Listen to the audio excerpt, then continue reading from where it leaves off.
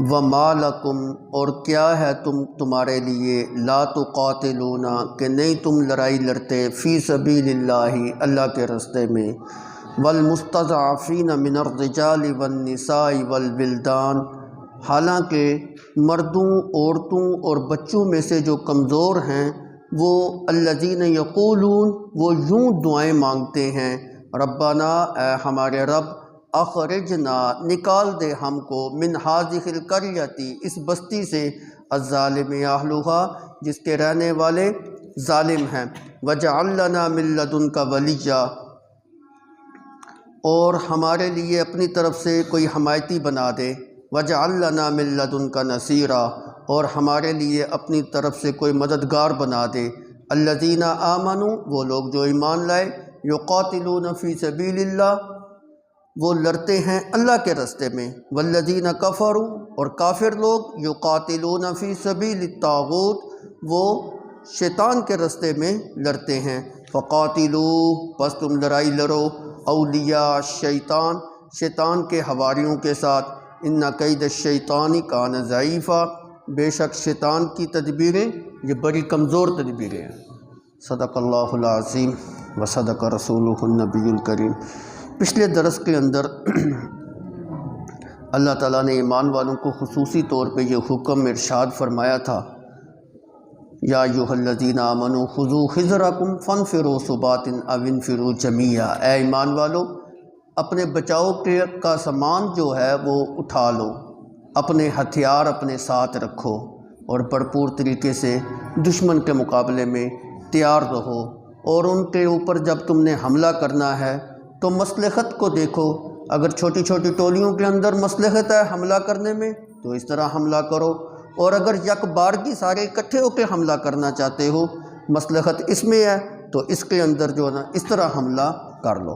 پھر آگے والی آیت کے اندر اللہ رب العزت نے منافقین کی کچھ بری خصلتوں کا ذکر کیا تھا کہ وہ پہلے نمبر پہ تو تمہارے ساتھ جنگ میں شریک ہی نہیں ہوتے، اور اگر شریک ہو بھی جائیں تو دنیاوی مفاد کی لیے اور دنیاوی لالچ کی خاطر جو ہے نا وہ شریک ہوتی ہیں۔ ان کی بری خصلت کا تذکرہ کرتے ہوئے اللہ رب العزت نے فرمایا تھا کہ ان کی حالت یہ ہے کہ اگر جنگ کے اندر مسلمانوں کو فتح مل جائے تو پھر تمنا کرتے ہیں یا لیتنی کنت معہم فافوز فوزا عظیما کاش میں بھی تمہارے ساتھ، کاش ہم بھی تمہارے ساتھ اس جنگ میں ہوتے اور ہمیں بھی مال غنیمت سے حصہ ملتا، اور اگر کبھی مسلمانوں کو نقصان پہنچ جاتا تو پھر کہتے قد انعم اللہ علیہ اذ لم اکن معہم شہیدا اللہ کا شکر ہے اللہ نے ہمیں بچا لیا ہے، اگر ہم بھی جنگ کے اندر شریک ہو جاتے تو اس نقصان سے ہمیں بھی دو چار ہونا پڑنا تھا۔ پھر اللہ رب العزت نے اس سے آگے والی آیت کے اندر جہاد کی ترغیب دیتے ہوئے فرمایا کہ مجاہد فی سبیل اللہ جو ہوتا ہے وہ دو حال سے خالی نہیں ہے، دونوں حالتوں میں اس کے لیے عزت ہی عزت ہے۔ اگر دنیا کے اندر اس کا دشمن اس کے اوپر غلبہ پا لے اور وہ میدان جہاد کے اندر مارا جائے تو شہادت جیسا عظیم رتبہ پاتا ہے، اور اگر یہ اپنے دشمن کے اوپر غلبہ پا لے تو پھر اس حالت کے اندر بھی اس کے لیے عزت ہی عزت ہے کہ جب واپس لوٹتا ہے تو غازی بن کے لوٹتا ہے، اور پھر جو ہے نا اس کو مال غنیمت بھی ملتا ہے اور دنیا کے اندر اس کی حکومت بھی جو ہے نا وہ قائم ہوتی ہے۔ تو اس کی دو حالتیں اللہ رب العزت نے بیان کی کہ اگر میدان جہاد میں مارا جائے شہادت ملتی ہے، بچ جائے تو غازی بن کے جو ہے نا وہ نکلتا ہے۔ اب ایک اصول یاد رکھیے، یہ جو جہاد فی سبیل اللہ ہوتا ہے نا اس کے دو بڑے بڑے مقصد ہیں۔ ایک مقصد تو یہ ہے کہ دنیا کے اندر اللہ کے دین کا نظام قائم ہو جائے، اللہ کی توحید کا پیغام پوری زمین کے اوپر عام ہو جائے، نبی کی سنت کا علم پوری زمین کے اوپر بلند ہو جائے، قرآن و سنت کے نظام کا بول بالا جو ہے نا ہو جائے۔ ایک اس کا مقصد یہ ہے اعلاء کلمت اللہ جس کو کہتے ہیں، اور جہاد فی سبیل اللہ کا دوسرا بڑا جو مقصد ہے وہ یہ ہے کہ جو مسلمانوں کا کمزور طبقہ ہے، پسا ہوا طبقہ ہے، مظلوم طبقہ ہے، اس کے تم معاون اور مددگار بن جاؤ اور اس کے نصرت کرنے والے بن جاؤ۔ یہ دو بڑے مقاصد جو ہیں جہاد فی سبیل اللہ کے بیان کیے گئے. یاد رکھیے اسلام ایک ایسا مذہب ہے، ایک ایسا جامع مذہب ہے کہ اس نے صرف ہمیں انفرادی طور پہ تحفظ فراہم نہیں کیا، بلکہ اجتماعی طور پر بھی ہماری جمعیت کو بھی تحفظ فراہم کیا.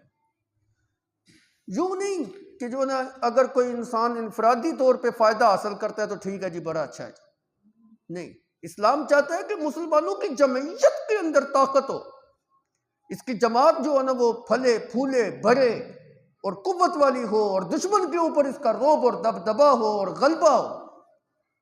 دشمن مغلوب ہو، مسلمانوں کی جماعت جو ہے نا وہ غالب ہو.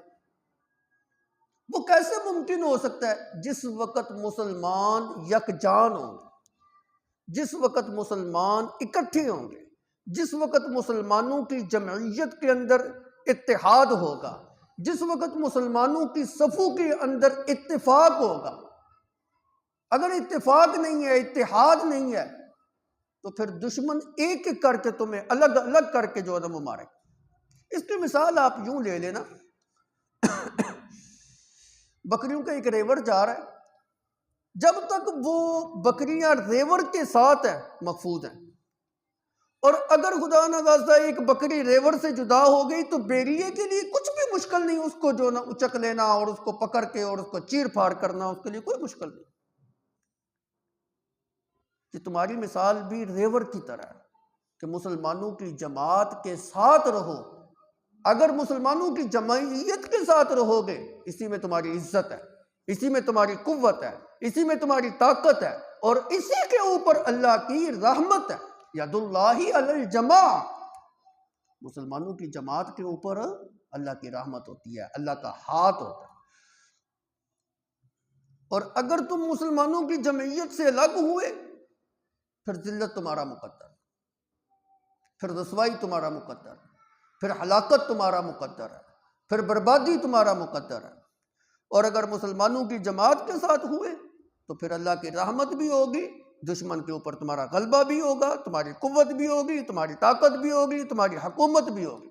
کوئی دشمن تمہیں میلی آنکھ سے بھی جو ہے نا وہ نہیں دیکھ سکتا. شریعت کا تو یہی جو ہے نا اسلوب ہے کہ تمہیں طاقت ملنی چاہیے. شریعت تو کہتی ہے تمام مسلمان بھائی بھائی ہیں، انما المؤمنون اخوہ، تمام مسلمان آپس میں بھائی بھائی ہیں. جس طرح بھائیوں کے اندر اتفاق ہوتا ہے، سارے مسلمانوں میں اتفاق اور اتحاد ہونا چاہیے. المؤمن کجسد واحد، مومن جو ہوتا ہے نا وہ ایک جسم کی مانند ہوتا ہے، ایک جسم کی مانند. یہ ایک جسم ہے، سارے مومن جو ہے ایک جسم کی مانند ہے. ایک جسم کے کسی حصے کو تکلیف ہو، دکھ ہو، درد ہو، مثال کے طور پہ سر میں درد ہے نا، پورا جسم دکھتا ہے. سر کے درد کو پورا جسم محسوس کرتا ہے. بازو میں درد ہے نا، اس کا محسوس ہونا پورا جسم محسوس کرتا ہے. پاؤں میں درد ہے، حالانکہ نیچے والے حصے کو درد ہے، پاؤں میں درد ہے، سر کو محسوس کرتا ہے. ایسے لگتا ہے کہ جسم کے کسی ایک عضو کے اندر درد ہے، پورا جسم دکھ رہا ہے. مومن کی مثال ایک جسم کی مانند ہے. اگر 7 سمندر پار بھی کسی مسلمان کو دکھ اور تکلیف پہنچی ہے، اگر یہاں بسنے والا مسلمان ہے نا تو اس کو بھی تکلیف پہنچے کہ ہمارے مسلمان بھائی کو تکلیف پہنچی. اگر پہنچی ہے تو پھر تو جمعیت ہے، اگر پہنچی نہیں ہے تو پھر ایک کا منہ ادھر ہے، ایک کا منہ ادھر ہے، دوسرے کا منہ ادھر ہے، بس تفرقے میں ہم پڑے ہوئے. قرآن کے اندر کہتا ہے اتفاق پیدا کرو، اتحاد پیدا کرو. تمہاری صفوں کے اندر اتحاد ہونا چاہیے، تمہاری جمعیت ہونی چاہیے، تمہاری طاقت ہونی چاہیے، تمہارا دبدبا ہونا چاہیے، تمہاری قوت ہونی چاہیے، تمہاری اپنی سلطنت ہونی چاہیے، تمہارا اپنی حکمرانی ہونی چاہیے. وَاعْتَصِمُوا بِحَبْلِ اللَّهِ جَمِيعًا وَلَا تَفَرَّقُوا، اللہ کی رسی کو مضبوطی سے پکڑ لو، جمعیت کی شکل کے اندر رہو. لا تفرقوا، فرقوں میں نہ پڑو، فرقوں میں مت بٹو، مختلف جماعتوں کے اندر مت بٹو، اپنے آپ کو گروہ بندی کے اندر تقسیم مت کرو، اپنی طاقت کو پارا پارا مت کرو، اپنی قوت کو ٹکڑوں کے اندر تقسیم مت کرو. جمعیت کے ساتھ رہو۔ اب جب جمعیت ہوگی، ہم ایک جماعت کے افراد ہوں گے، سارے مسلمان ہوں گے، کسی مسلمان کو اگر تکلیف پہنچ رہی ہے، سارے اکٹھے ہو کے اس کا مداوع کریں گے کہ نہیں کریں گے؟ سارے اس کا دستے بازو بنیں گے کہ نہیں بنیں گے؟ جہاد فی سبیل اللہ کا دوسرا بڑا مقصد یہ ہے۔ پہلا مقصد کیا ہے؟ الہ کلمۃ اللہ، اللہ کے دین کا غلبہ جو ہے نا وہ ہو جائے۔ اسی مقصد کے لیے اللہ رب العزت نے انبیاء کو بھی جو ہے نا وہ بھیجا۔ هو الذی ارسل رسولہ بالہدی ودین الحق لیظہرہ علی الدین کلہ۔ رسولوں کو بھیجنے کا مقصد ہی یہ ہے تاکہ روئے زمین کے اوپر اس کے دین کو جو نا غلبہ جو ہے نا عطا ہو جائے۔ جہاد فی سبیل اللہ سے بھی روئے زمین کے اوپر اللہ کے نبی کے دین کو غالب کرنا مقصود ہوتا ہے۔ اور دوسرا بڑا مقصد کیا ہے جی؟ وہ یہ ہے کہ کمزور طبقے کی مدد جو ہے نا وہ کی جائے، پسے ہوئے مظلوم لوگوں کی مدد کے اندر تم پہنچ۔ اب پہلی جو بات تھی الہ کلمۃ اللہ والی، وہ پچھلے سبق کے اندر بھی گزر چکی، آج کے سبق کے اندر بھی ضمناً آئے گی، لیکن زیادہ جو فوکس ہوگا وہ دوسری چیز کی طرف ہوگا کہ مظلوم طبقے کی تم نے مدد کرنی ہے۔ جہاد فی سبیل اللہ کا جو دوسرا فائدہ ہے وہ آج کے سبق کے اندر بیان کیا جا رہا ہے۔ اوپر دیکھیں جی، وَمَا لَكُمْ لَا تُقَاتِلُونَ فِي سَبِيلِ اللَّهِ، کیا ہو گیا تم کو؟ تم اللہ کے راستے میں کیوں نہیں لڑتے؟ لا تقاتلون فی سبیل اللہ، اللہ کے راستے میں تم جہاد کیوں نہیں کرتے؟ اللہ کے راستے کے اندر تم لڑائی کیوں نہیں لڑتے؟ لفظوں کی طرف آپ توجہ کیجیے، لا تقاتلون فی سبیل اللہ، اس فی سبیل اللہ کے لفظ نے ہمیں یہ مسئلہ سمجھا دیا کہ جو مجاہد ہوتا ہے نا وہ اللہ کے دین کی خاطر لڑتا ہے، اللہ کے راستے میں اللہ کے دین کی خاطر جو ہے نا وہ لڑائی کرتا ہے۔ اس کی لڑائی ذاتیات کے لیے نہیں ہوتی، اس کی لڑائی وطن پرستی کے لیے نہیں ہوتی، اس کی لڑائی علاقائی نہیں ہوتی، اس کی لڑائی مال و دولت کے لیے نہیں ہوتی، اس کی لڑائی زر اور زمین کے لیے نہیں ہوتی، اس کی لڑائی جو ہے زیور کے لیے نہیں ہوتی، اس کی لڑائی درم دینار کے لیے نہیں ہوتی، اس کی لڑائی اقتدار اور حکومت کے لیے نہیں ہوتی۔ لا تقاتلون فی سبیل اللہ، وہ اللہ کے راستے میں لڑتا ہے تاکہ اللہ کا دین غالب ہو جائے۔ اس جملے نے ہمیں یہ بات جو ہے نا سمجھا دی کہ مجاہد جو ہوتا ہے وہ اللہ کے دین کے لیے جو ہے نا لڑتا ہے، وَكَلِمَةُ اللَّهِ هِيَ الْعُلْيَا، تاکہ اللہ کا دین جو ہے نا وہ بلند ہو جائے۔ اسی مقصد کے لیے اللہ نے نبیوں کو جو ہے نا وہ بھیجا، هُوَ الَّذِي أَرْسَلَ رَسُولَهُ بِالْهُدَى وَدِينِ الْحَقِّ۔ یاد رکھیے آج بھی جنگیں لڑی جا رہی ہیں، آپ دیکھیں نا اقوام عالم کے اندر جنگیں ہی تو لڑی جا رہی ہیں، اور ہو کیا رہا ہے؟ جو قومیں اپنے آپ کو طاقتور سمجھتی ہیں، جو قومیں اپنے آپ کو سپر پاور سمجھتی ہیں، جو قومیں اپنے آپ کو ایٹمی پاور سمجھتی ہیں، وہ ایک دوسرے کے دستوں گریبان ہی تو ہیں، اور کیا کر رہی ہیں؟ یہ تھوڑی سی آواز کم کر دیں، یہ جو ساؤنڈ ہے نا اس کو ختم کریں۔ آپ دیکھیں امریکہ روس کے ساتھ لڑ رہا ہے، کس چیز کی لڑائی ہے؟ میں بتاتا ہوں کس چیز کی لڑائی ہے۔ امریکہ کہتا ہے کہ پاور سپر پاور میں ہوں، روس کہتا ہے کہ میں ہوں، بس یہ لڑائی ہے۔ دونوں غیر مسلم ہیں، مسلمان نہیں ہیں، لڑ کیوں رہے ہیں؟ وہ کہتے ہیں مجھے پاور مل جائے، یہ کہتے ہیں مجھے پاور مل جائے، دونوں ایٹمی طاقت بھی ہیں۔ روس اور چائنا جو ہے نا وہ لڑ رہا ہے، روس کا چائنا کے ساتھ کیا اختلاف ہے جی؟ دونوں کا مذہب بھی ایک ہے جی۔ لڑائی یہ ہے کہ اس کی معیشت کیوں مضبوط ہے جی۔ چائنا جو نا معاشی لحاظ سے مجھ سے آگے کیوں نکل گیا؟ میں تو کسی زمانے کے اندر سپر پاور تھا۔ روس اور جو اوکرائن کی لڑائی ہے کیوں لڑ رہے ہیں؟ روس کا جی کرتا ہے کہ یہ خطہ بھی مجھے مل جائے، یہ میرا خطہ ہے۔ امریکہ جو ہے نا عراق کے اوپر کبھی حملہ کرتا ہے، کبھی افغانستان کے اوپر کرتا ہے، کبھی جو ہے نا ایران کو آنکھیں نکالتا ہے، کیوں لڑائی لڑ رہا ہے جی؟ اس کو پتہ ہے کہ معدنیات کے وسائل سارے ان کے پاس ہیں، تیل جیسی قیمتی چیز جو ہے نا وہ ان کے پاس ہے، میرا ان کے اوپر قبضہ ہو جائے، میں اور دولت مند ہو جائے۔ کسی جگہ کے اوپر لڑائی ہے، اقتدار کی جنگ ہے، کسی جگہ کے اوپر مال و دولت کی جو ہے نا وہ لڑائی ہے، کسی جگہ کے اوپر خطے کی لڑائی ہے، خطے کی۔ مسلمان کی لڑائی کس چیز کے لیے؟ لا تقاتلون فی سبیل اللہ، مسلمان لڑتا ہے تو اللہ کے راستے میں۔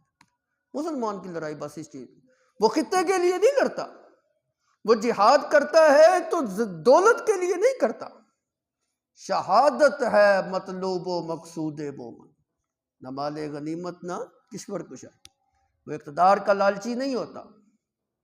اگر کوئی مجاہد اقتدار کی لالچ یا دولت کی لالچ کے لیے لڑتا ہے تو اس کا جو نا خسارہ ہے، اس کا نقصان ہے، کل اس کے لیے جہنم کی وادی ہے۔ تو اس جملے نے ہمیں جو نا یہ بتا دیا کہ مجاہد فی سبیل اللہ اللہ کے راستے میں لڑتا ہے، اللہ کے لیے لڑتا ہے۔ تو لڑائی بھی اللہ کے لیے، صلح بھی اللہ کے لیے، جنگ بھی اللہ کے لیے، دنیاوی مفاد کے لیے نہیں۔ پہلی جنگ عظیم کے اندر انگریزوں نے جو لڑائی لڑی تھی اس کے اندر ان کو شراب بھی پیش کی جاتی تھی، سپاہیوں کو شراب پیش کی، ٹنوں کے اعتبار سے ان کو شراب جو ہے نا وہ پیش کی جاتی۔ وہ شراب کی آتی کون تھی؟ عیاشی کے لیے عورتیں پیش کی جاتی تھی۔ اور دوسری جنگ عظیم کے اندر انگریزوں نے اعلان کیا ہوا تھا جو ہماری افواج کو جو عورتیں خوش کریں گی ہم ان کو انعام دیں گے۔ ان کی تو افواج بھی ایسی ہے۔ اس کے برعکس آپ اسلام کے مجاہدین کی سیرت تو کبھی پڑھیں۔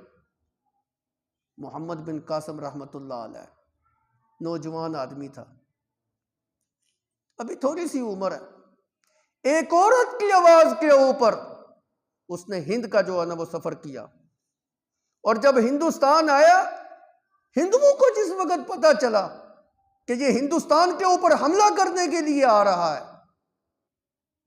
استقبال کرنے کے لیے اس نے نوجوان لڑکیوں کو، خوبصورت لڑکیوں کو پیش کیا۔ تاریخ آج بھی اس بات کی شہادت دیتی ہے محمد بن قاسم کے ایک بھی سپاہی نے آنکھ اٹھا کے بھی نہیں دیکھا۔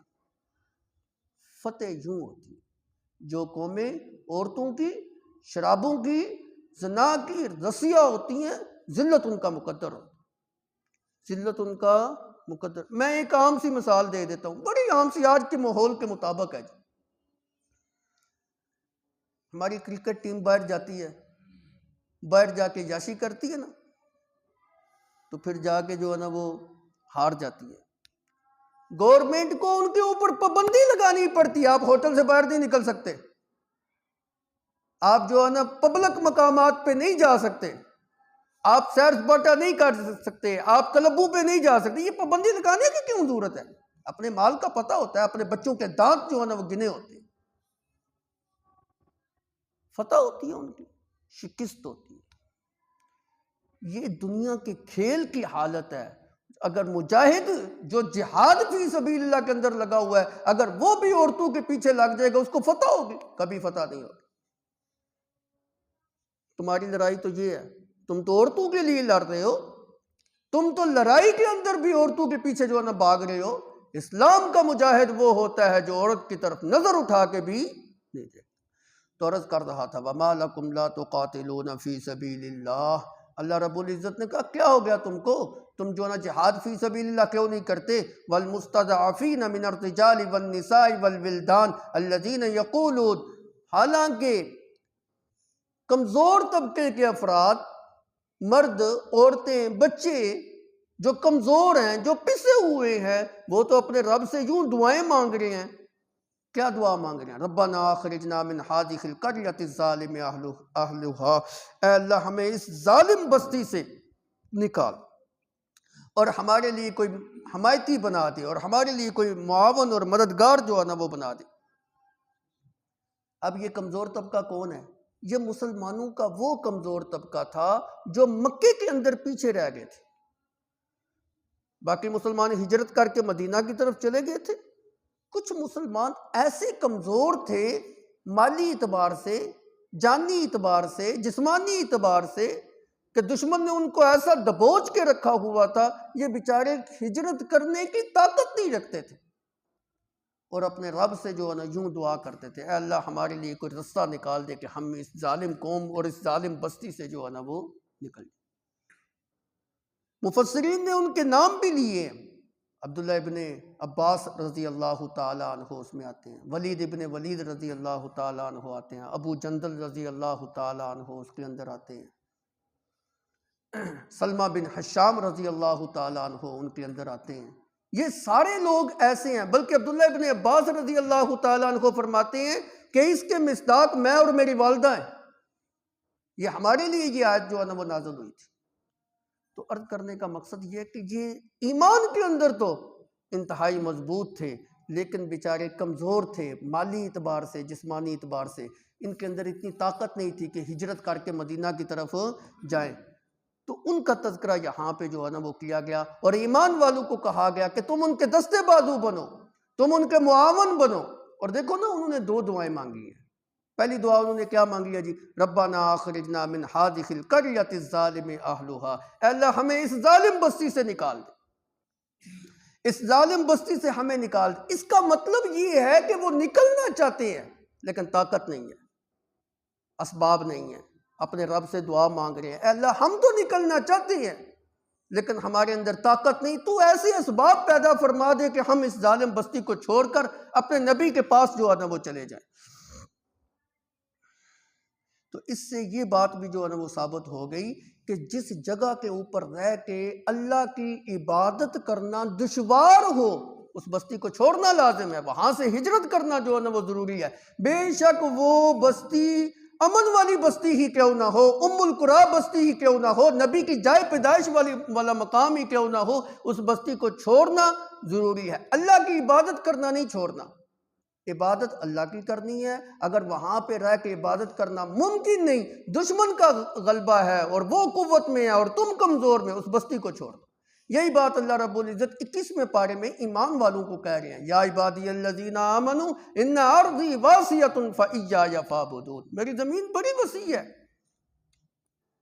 میری زمین بڑی وسعت والی ہے، عبادت میری کرنی ہے، کسی اور جگہ پہ چلے جاؤ، میری عبادت تم نے نہیں چھوڑنی، کسی اور جگہ پہ جا کے میری عبادت جو ہے نا وہ کرو۔ اگر یہاں پہ رہ کے جو ہے نا عبادت کرنا دشوار جو ہے نا وہ ہوا ہو، تو ایک بات یہاں سے یہ جو ہے نا وہ ثابت ہو گئی کہ عبادت انسان نے اللہ کی کرنی ہے۔ اگر کسی جگہ کے اوپر رہ کے، حتیٰ کہ مکے والی امن والی بستی کے اندر بھی رہ کے اگر اللہ کی عبادت کرنا کبھی دشوار ہو جائے تو مکے کو بھی چھوڑنا جو ہے نا لازم ہے۔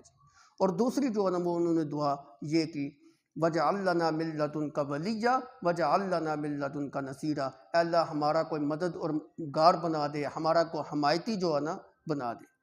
ادھر یہ دعائیں مانگ رہے ہیں، ادھر نبی صلی اللہ علیہ وسلم مدینہ کے اندر ان کمزور اور مظلوم طبقے کے لیے دعائیں مانگ رہے ہیں۔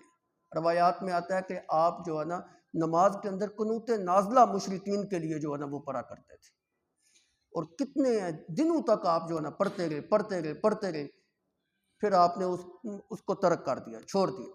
صحابہ نے پوچھا، یا رسول اللہ آپ جو قنوت پڑھتے تھے اب آپ کیوں نہیں پڑھتے؟ آپ نے فرمایا جس مقصد کے لیے پڑھتا تھا وہ مقصد تو حاصل ہو گیا۔ ابو جندل بھی ادھر آ گئے رضی اللہ تعالیٰ عنہ، سلمہ بن حشام بھی آ گئے ہیں، ابن عباس بھی آ گئے ہیں، ولید بن ولید بھی آ گئے ہیں، سارے تو ادھر آ گئے ہیں، اب مقصد کوئی نہیں ہے، لہذا آپ نے جو نا قنوت نازلہ پڑھنا چھوڑ۔ تو یہ دو دعائیں جو اس مظلوم طبقے نے جو مانگی تھی، اللہ رب العزت نے ان دونوں دعاؤں کو جو ہے نا قبول فرمایا۔ اللہ نے ان کے لیے ایسے اسباب پیدا کر دیے، کچھ ان میں سے جو ہے نا وہ مدینہ کی طرف ہجرت کر کے آ گئے، پہلی دعا جو ہے نا قبول ہو گئی، اور کچھ جو تھے ادھر ہی تھے لیکن اتنی دیر تک مکہ جو ہے نا فتح ہو گیا اور وہ امن کی بستی جو ہے نا بن گئی۔ اور دوسری جو دعا تھی کہ اے اللہ ہمارے لیے کوئی حمایتی بنا دے اور مددگار بنا دے، جس وقت مکہ فتح ہو گیا آپ صلی اللہ علیہ وسلم نے عتاب بن اسید رضی اللہ تعالیٰ عنہ، جو بالکل اس وقت نوجوان تھے، بعض روایات میں آتا ہے کہ ان کی عمر جو ہے نا 18 سال تھی، اور بڑا ذہین اور فتین قسم کا انسان تھا، صحابی رسول تھے، آپ نے ان کو مکے کے اندر گورنر بنا کے مقرر کیا۔ انہوں نے پھر دل کھول کے وہاں پہ جو نا مظلوموں کی مدد کی اور صحیح طریقے سے امن کو قائم کیا۔ اس طریقے سے اللہ نے مومنوں کی دوسری دعا کو بھی قبول فرما۔ تو میں نے عرض کیا جی، جہاد فی سبیل اللہ کے دو بڑے فائدے ہیں۔ پہلا فائدہ اعلاء کلمت اللہ جو پچھلے سبق کے اندر بیان ہوا، اور دوسرا بڑا مقصد جو جہاد فی سبیل اللہ کا ہے وہ مسلمان اور کمزور طبقے کی معاونت اور مدد کرنی ہے۔ اور شاہ ولی اللہ رحمۃ اللہ علیہ نے یہ بات جو ہے نا وہ نقل کی ہے کہ انبیاء کی بعثت کے بھی یہی دو مقصد ہیں، پہلا مقصد یہ ہے کہ اللہ کے دین کی تبلیغ کرے، اور دوسرا مقصد یہ ہے کہ وہ مظلوم طبقے کے معاون اور مددگار اور ان کے دستے بازو بنے۔ اور اس کے اوپر بڑی آسان دلیل آپ دیکھیں نا، حضرت موسیٰ علیہ السلام کا واقعہ ہے۔ حضرت موسیٰ علیہ السلام نے بنی اسرائیل کو توحید بھی سکھلائی اور فرعونیوں کے چنگل سے بھی ان کو بچایا اور نجات دی۔ وَإِذْ نَجَّيْنَاكُم مِّنْ آلِ فِرْعَوْنَ يَسُومُونَكُمْ سُوءَ الْعَذَابِ، ایک ظالم قوم سے ان کو نجات بھی دی۔ تو یہ دو باتیں جو ہے نا پیغمبروں کو اسی لیے جو ہے نا وہ بھیجا جاتا ہے۔ اور ایک روایت کے اندر بھی یوں آتا ہے کہ آپ صلی اللہ علیہ وسلم جس وقت صحابہ سے بیعت لیا کرتے تھے تو جن چیزوں کے اوپر بیعت لیا کرتے تھے ان میں سے ایک چیز یہ بھی ہوتی تھی، عون الضعیف و نصر المظلوم۔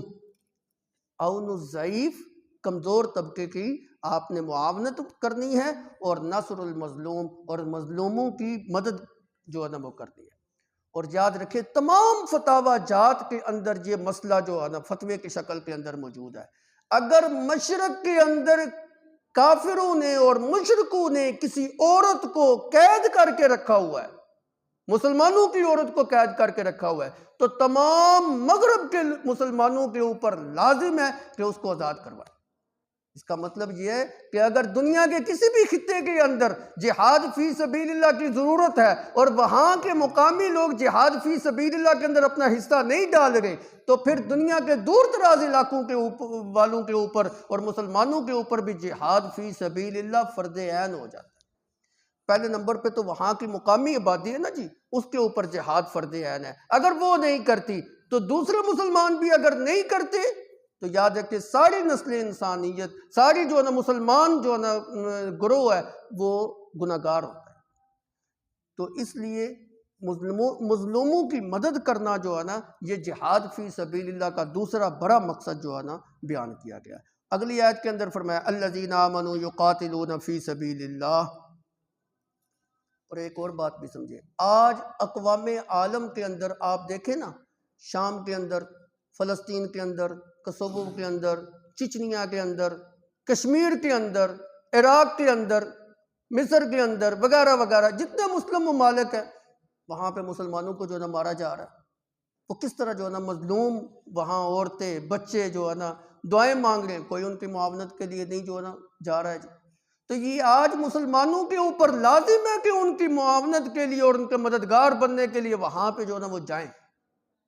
ہر مسلمان کی یہ ذمہ داری جو ہے نا وہ بنتی ہے، ہر مسلمان حکومت کی یہ ذمہ داری بنتی ہے کہ اپنی افواج میں سے ایک خاص طبقہ جو ہے نا وہاں پہ پہنچائے اور ان کی مدد کی جائے۔ یہ مسلمانوں کی اجتماعی طور پہ ذمہ داری ہے۔ اگر وہ نہیں کرتے تو انفرادی طور پہ جو ہے نا ہر مسلمان کی ذمہ داری بنتی ہے کہ وہ آپس میں مل کے ایک گروہ ایسا تشکیل دے جو جہاد فی سبیل اللہ کے لیے وہاں پہ روانہ ہو۔ اگر حکومتیں بھی یہ کام نہیں کرتی اور جو ہے نا مسلمانوں کی جماعت جو ہے نا وہ بھی یہ کام نہیں کرتی اور انفرادی طور پہ بھی مسلمان جو ہے نا جہاد فی سبیل اللہ کے اندر شریک ہو کر ان کے دست و بازو نہیں بنتے، تو ساری مسلمان آبادی جو ہے وہ گناہگار ہو رہی ہے۔ یہ بات ذہن کے اندر ہے۔ پہلے نمبر پہ حکومتوں کی یہ ذمہ داری ہے، اگر وہ اپنا جو ہے نا فرائض منصبی پورا نہیں کرتے تو پھر جو ہے نا ساری مسلمان کمیونٹی جو ہے ان کی یہ ذمہ داری جو ہے نا بنتی ہے۔ الذین آمنوا یقاتلون فی سبیل اللہ والذین کفروا یقاتلون فی سبیل الطاغوت۔ دیکھیں جہاد کے اندر مسلمان بھی لڑتا ہے، کافر بھی لڑتا ہے، لیکن اللہ نے دونوں کی لڑائی کا مقصد جو ہے نا مختلف بیان کر دیا۔ لڑتے تو دونوں ہیں، مسلمان لڑتا ہے الہ کلمت اللہ کی خاطر اور کافر لڑتا ہے طاغوت کی خاطر۔ تو اللہ نے یہ بتلا دیا لڑتے دونوں ہیں، لیکن دونوں کی لڑائی کا مقصد جو ہے نا ابھی میں نے کچھ دیر پہلے عرض کیا جی کہ کافر کس چیز کے لیے لڑتا ہے؟ اقتدار کے لیے، کہ میری حکومت قائم ہو جائے۔ کس کے لیے لڑتا ہے جی؟ مجھے سپر پاور جو ہے نا مل جائے، یہ خطہ جو ہے نا مجھے مل جائے، یہ اس جگہ پہ تیل کے کنویں بہت زیادہ ہیں جی، یہ خطہ جو ہے نا مجھے مل جائے جی، معدنیاتی وسائل جو ہے نا یہ مجھے جو ہے نا مل جائے۔ وہ ان چیزوں کے لیے لڑتا ہے۔ اور مومن جو لڑتا ہے وہ الہی کلمت اللہ کی خاطر لڑتا ہے۔ یہی بات بتائی جا رہی ہے، الذین آمنوا یقاتلون فی سبیل اللہ۔ مومن جو ہوتے ہیں وہ اللہ کے راستے میں لڑتے ہیں، والذین کفروا یقاتلون فی سبیل الطاغوت، اور کافر جو ہوتا ہے وہ طاغوت کے راستے میں لڑتا ہے، شیطان کے راستے میں لڑتا ہے۔ طاغوت کس کو کہتے ہیں؟ ویسے بعض مترجم جو ہے مفسرین انہوں نے اس کا ترجمہ جو نا شیاطین کیا جی. اور طاغوت ہر اس طاقت کو بھی کہتے ہیں جو دین کی طرف آنے سے رکاوٹ بنے، اور اللہ کے علاوہ جس کی عبادت کی جائے اس کو بھی طاغوت کہتے ہیں. اب اس کا مطلب یہ نہیں ہے کہ پیغمبروں کی بھی بعض دفعہ عبادت کی جاتی ہے تو پیغمبر طاغوت ہیں جی. اصل بات یہ ہے کہ پیغمبروں کی عبادت کے اوپر لگانے والا اور مزاروں کے اوپر سجدے کرانے والا اور غیر اللہ کے نام کے نظر و نیاز دلوانے والا، اس رستے کے اوپر لگانے والا چونکہ شیطان ہوتا ہے، اس لیے کہہ دیا جاتا ہے کہ شیطان کی پوجا جو ہے نا وہ کی جا رہی ہے. یہی وجہ ہے کہ اللہ رب العزت نے کہا قرآن پاک میں وَاعْبُدُوا اللَّهَ وَاجْتَنِبُوا الطَّاغُوتَ، اللہ کی عبادت کرو. اس طرح کے ملتے جلتے الفاظ جو نہ آتے ہیں. اللہ کی عبادت کرو اور طاغوت کی عبادت سے اپنے آپ کو بچاؤ، شیاطین کی عبادت سے اپنے آپ کو بچاؤ. تو شیطان چونکہ غیر اللہ کی پوجا کی طرف لگاتا ہے اس لیے اس کو جو ہے نا طاغوت جو ہے نا وہ کہہ دیا جاتا ہے. فَقَاتِلُوا أَوْلِيَاءَ الشَّيْطَانِ، ہاں شیطان کے حواریوں سے بھی تم لڑائی لڑو. وہ جنوں میں سے بھی ہو سکتا ہے، انسانوں میں سے بھی جو ہے نا وہ ہو سکتا ہے. اب دل کے اندر یہ خیال پیدا ہوتا تھا کہ شیطان جو ہوتا ہے یہ تو ہمیں نظر نہیں آتا، ہم اس سے کس طرح لڑ سکتے ہیں جی، اس کے حملے سے اپنے آپ کو کس طرح بچا سکتے ہیں جی. اس کا حملہ تو خفیہ ہوتا ہے اور اس کی تدبیریں خفیہ ہوتی ہیں، اور خفیہ جو حملہ ہوتا ہے یہ تو بڑا سخت ہوتا ہے، اس سے بچنا اپنے آپ کو بڑا مشکل ہوتا ہے. اللہ نے کہا نہ یہ دل کے اندر خیال پیدا نہ کرو، ان کید الشیطان کان ضعیفا، میں اللہ تمہیں جو ہے نا یہ بات بتا رہا ہوں کہ شیطان کی جو خفیہ تدبیریں ہیں نا یہ بالکل کمزور اور نکمی ہیں، ان کے اندر کوئی طاقت اور قوت نہیں ہے، اس لیے تمہیں ڈرنے کی ضرورت نہیں. جس انسان کا ایمان مضبوط ہے شیطان اس کا کوئی کچھ بھی نہیں بگاڑ سکتا. اور دیکھیں نا آپ قرآن پاک سورہ یوسف کے اندر دیکھیں اللہ تعالیٰ شیطان عورتوں کے مکر کو کہتے ہیں ان کیدکن عظیم. حضرت یوسف علیہ السلام نے کہا تھا کہ ان کا مکر جو ہے نا بہت بڑا ہے، بڑا سخت مکر ہے. اور شیطان کی جس وقت بات آئی تو فرمایا کہ ان کید الشیطان کان ضعیفا، اس کا مکر کمزور ہے. یہی وجہ ہے کہ اکثر اوقات شیطان بھی عورت کے ذریعے اپنا جال جو ہے نا وہ پھینکتا ہے. اللہ کے پیغمبر صلی اللہ علیہ وسلم نے بھی فرمایا کہ عورت جو ہے یہ شیطان کے جالوں میں سے ایک جال ہے. تو وہ عورت کے ذریعے جو نا انسان کو گمراہ کرنے کی کوشش کرتا ہے. تو شیطان اگر انسان کا ایمان مضبوط ہو تو پھر عورت ہو یا شیاطین جو نا کسی اور طریقے سے گمراہ کرنے کی کوشش کریں وہ اس کا کچھ بھی جو نا نہیں بگاڑ سکتے. اور اس کی مثال آپ یوں لے لینا، بدر کے معرکے کے اندر شیطان آیا تھا، مسلمانوں کے خلاف کافروں کے لشکر کے اندر جو ہے نا ہو کر آیا تھا، اور ان کو تھپکی بھی دے رہا ہے لا غالب لکم اليوم، آج کے دن تمہارے اوپر کوئی بھی غلبہ نہیں پا سکتا. ان کو تسلی دے رہا ہے جی مشرکین کو. انی جار لکم، میں تمہارا ساتھی ہوں، میں تمہارا دوست اور حمایتی بن کے آ گیا ہوں جی، تمہیں ڈرنے کی ضرورت نہیں ہے. فلما ترات الفئتان نکص علی عقبیہ، جس وقت دونوں لشکر آمنے سامنے ہوئے اپنی ایڑیوں کے اوپر پلٹ کے بھاگ گیا جی. فقال انی بریء منکم انی اری ما لا ترون انی اخاف اللہ. کیا کہتا ہے؟ میں تم سے بری ذمہ ہوں، میرا تمہارا کوئی ساتھ نہیں ہے جی. کیوں؟ میں ایک ایسا لشکر دیکھ رہا ہوں جو تم نہیں دیکھ رہے. وہ لشکر کون سا تھا؟ فرشتوں کا لشکر تھا جو مسلمانوں کی مدد کے لیے جو ہے نا آ گیا. اب وہاں پہ شیطان دم اٹھا کے وہاں سے بھاگا ہے جی. ساری تدبیر جو ہے نا وہ دری کی دری اس کی جو ہے نا رہ گئی. کچھ ہی دیر پہلے تسلیاں دے رہا تھا، دلاسے دے رہا تھا، آج کے تو تمہارے اوپر کوئی بھی غالب نہیں آ سکتا. اب ٹھہرے نا ادھر، کہہ رہے انی جار لکم، میں تمہارا معاون بن کے آ گیا ہوں جی. تو پھر ادھر کھڑے ہو کے ان کا ساتھ دیتا. جب اس نے فرشتوں کو دیکھا نا اس کو پتا چل گیا کہ یہاں پہ میری دال گلنے والی نہیں، فوراً جو ہے نا وہ بات. یہی بات اللہ رب العزت کہہ رہے ہیں ان کید الشیطان کان ضعیفا. آج دنیا کی عالمی طاقتیں جو ہے نا یہ ساری کی ساری شیطانی قوتیں ہیں، شیطانی طاقتیں ہیں. چاہے وہ اپنے آپ کو قوت والا سمجھیں، طاقتور سمجھیں، سپر پاور سمجھیں، دولت مند سمجھیں، اللہ کی تدبیروں کے سامنے ان کی تدبیریں ہیچ ہیں، زیرو ہیں. کمزور ہیں، کسی کام کی نہیں، نکمی ہیں، دور کیوں جاتے ہیں؟ یہ میں قریب کی مثال جو ہے نا پچھلے درس میں بھی میں نے دی تھی، عالمی طاقت ہے، سپر پاور طاقت ہے، اور ساری مضبوط طاقتیں جو ہے نا اس کے ساتھ ملی ہوئی ہیں، اور 20 سال کی طویل جنگ اس نے جو ہے نا وہ لڑی ہے جی افغانستان کے اندر، کس طرح اس کو منہ کی کھانی پڑی۔ اس کے مقابلے کے اندر مومن ہیں مخلص موحد، اللہ کے اوپر بھروسہ کرنے والے، اللہ کے اوپر توکل کرنے والے، شیطان کی ساری تدبیریں جو ہے وہ دری کی دری رہ گئی ہیں، ذلیل اور خوار ہو کے وہاں پہ نکلے ہیں، نکلنے کا رستہ ان کو نہیں مل رہا تھا کہ ہم نکلیں کیسے وہاں سے۔ اللہ نے کس طرح ان کو ذلیل کیا اور تباہ و برباد کیا۔ ان کید الشیطان کان ضعیفا، اصول وہی ہے جی، انتم الاعلون ان کنتم مومنین، کامیابی تمہارا مقدر ہوگا کب؟ اگر تم سچے مومن ہو، اگر تمہارا ایمان اور یقین اللہ کی توحید کے اوپر ہے اور نبی کی سنت کے اوپر ہے تو پھر کامیابی تمہارا مقدر ہے۔ دنیا کی سپر پاور اپنے آپ کو کہنے والے بھی تمہیں میلی آنکھ سے بھی نہیں دیکھ سکتے، تمہارا بال بھی جو نبی کا نہیں کر سکتے۔ اپنے ایمان کو مضبوط کرو اور جہاد فی سبیل اللہ کے لیے نکلو گے، اللہ کی مدد، تائید اور نصرت تمہارے شامل حال ہوگی۔ اللہ عمل کی توفیق عطا فرمائے۔ ربنا آتنا فی الدنیا حسنہ وفی الآخرۃ